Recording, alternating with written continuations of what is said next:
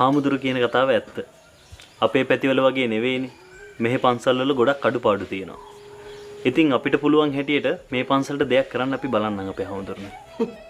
කරනවයි කියන ඒවා කරා නම් අපේ පන්සල තුමන්දාවක් වගේ තියෙන්න නැද්ද හාමුදුරුවනේ? සිරිපාල අර මේසෙ උඩ මිටියක් තියෙනවා.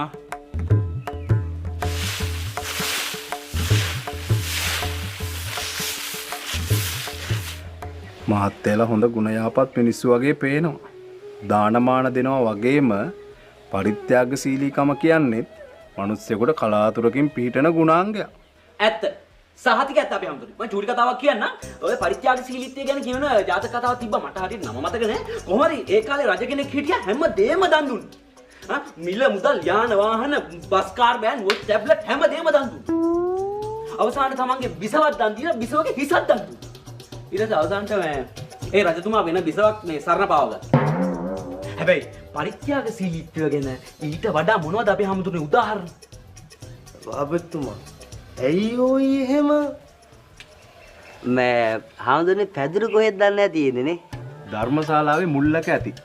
ධර්මශාලාවේ මුල්ලක ඇති බලන්නකෝ. මම බලන්න.